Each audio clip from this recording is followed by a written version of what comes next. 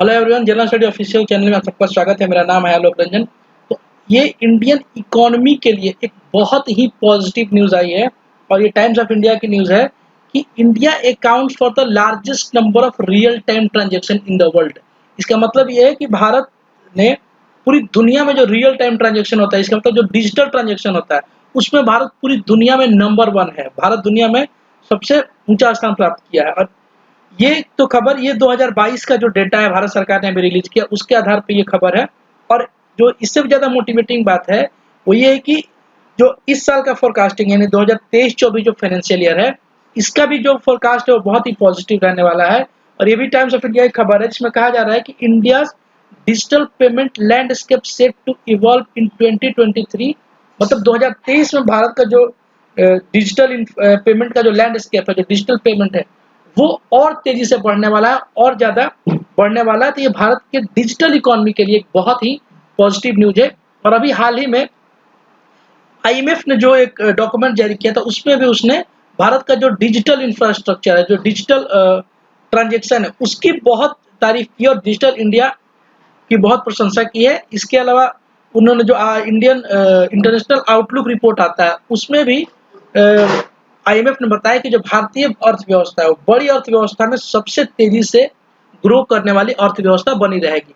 तो ये economic point of view से भारत के लिए एक अच्छी खबर है और इसका परसेप्शन दुनिया में बहुत पॉजिटिव जाएगा, जिससे इन्वेस्टमेंट और एफडीआई बहुत तेजी से भारत में बढ़ेगा। ठीक है, ये सब खबर थी। लेकिन इसके अलावा इकोनॉमिक टाइम्स ने एक और जो खबर छापी है, वो भारत का जो भविष्य है डिजिटल ट्रांजेक्शन में, वो दिखाता है कि और कितना रोबस्ट रहने वाला है। द इकोनॉमिक टाइम्स की खबर है, the India's digital payment market will more than triple to $10 trillion by 2026। Bharat के जो अभी आईटी मिनिस्टर, उन्होंने भी ये बात कही थी। लेकिन मतलब इसका कहने का मतलब है कि अगले 3 सालों में जो भारत का डिजिटल इकोनॉमी है वो $10 ट्रिलियन तक जा सकता है। और ये बहुत बड़ी बात है। और इसमें इसने हाईलाइट किया है कि भारत में जो डिजिटल इंफ्रास्ट्रक्चर जो डेवलप किया गया, वो इसका एक बहुत बड़ा कारण है कि भारत की डिजिटल इकोनॉमी इतनी तेजी से आगे बढ़ रही है। और ये पूरी दुनिया के लिए एक रोल मॉडल है कि भारत ने कैसे डिजिटल रेवोल्यूशन को इतना तेजी से ग्रो किया और पिछले 8 सालों में या 5 सालों में डिजिटल मतलब एक तरह से रिवॉल्यूशन को सक्सेसफुली हासिल कर लिया है भारत ने। तो ये भारत के लिए एक बहुत ही गुड न्यूज़ है। आइए देखते हैं इससे रिलेटेड और कुछ पॉइंट।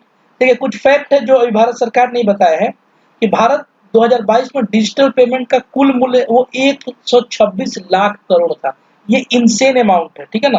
और ये कितना बड़ा है इसका आप अंदाजा इसी बात से लगा सकते हैं कि अमेरिका, चीन और यूरोप को मिलाकर जो रियल टाइम ट्रांजेक्शन होता है ना, ऑनलाइन ट्रांजेक्शन, उससे ज्यादा सिर्फ भारत का था। तो ये बहुत बड़ा नंबर है।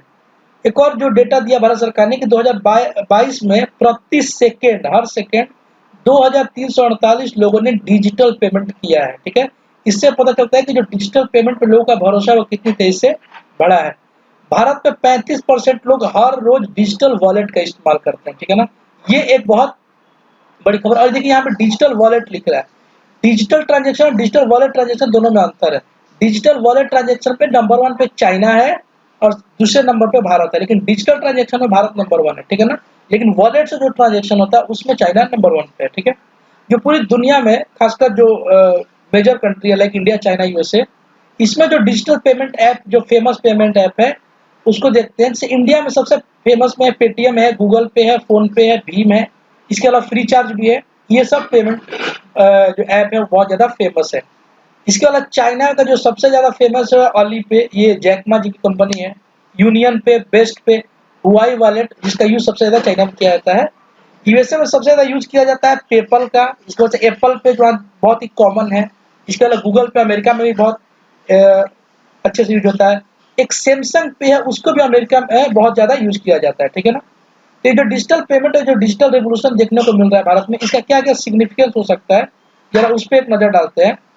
ये सबसे बड़ा जो सिग्निफिकेंस है वो ये है कि it will increase tax compliance है। जो टैक्स का दायरा है, कंप्लायंस मतलब दायरा, वो बढ़ जाएगा। क्यों?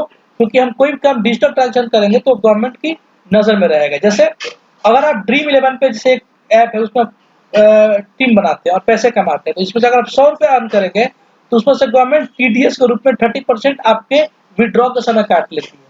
इससे क्या होता है ना, इसका मतलब है कि जो डिजिटल ट्रांजेक्शन है उस करने पे जो टैक्स है वो गवर्नमेंट को आसानी से मिल रहा है। जो अगला है कि कैश ट्रांजेक्शन रिड्यूस होगा। भारत में मौजूदा समय में 13% कैश ट्रांजेक्शन होता है टोटल ट्रांजेक्शन का, तो और ज़्यादा रिड्यूस होगा जिससे करप्शन कम होगा, ठीक है।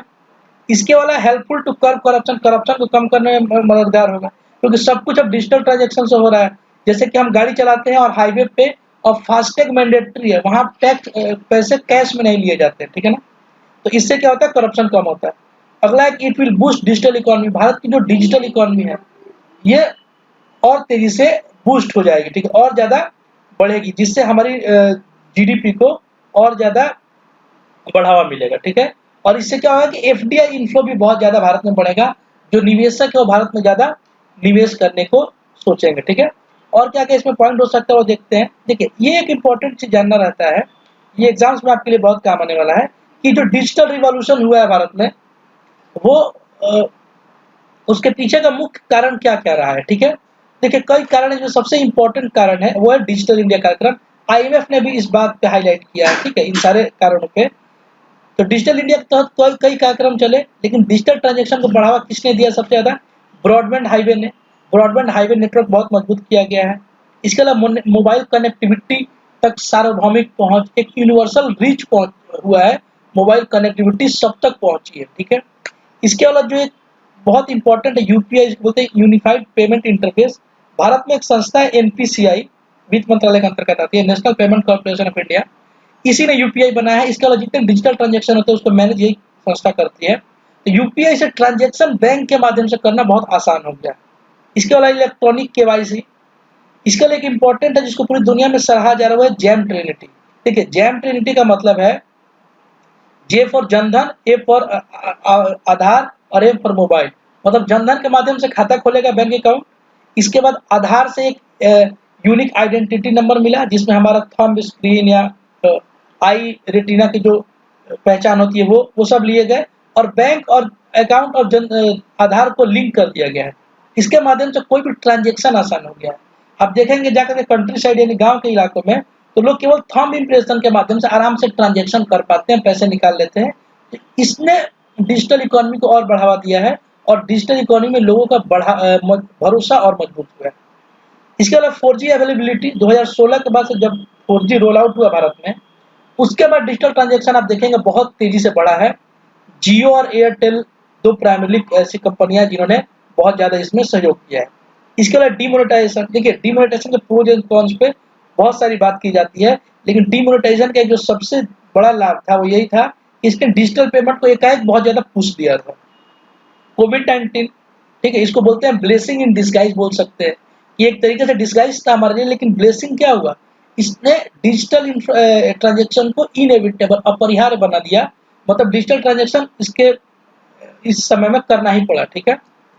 तो ये कारण थे जिससे डिजिटल ट्रांजेक्शन भारत में बहुत तेजी से बढ़ा है। क्या क्या चुनौतियां हैं भारत में, चुनौतियां हैं और क्या क्या सुधार कर सकते हैं उसकी बात करेंगे।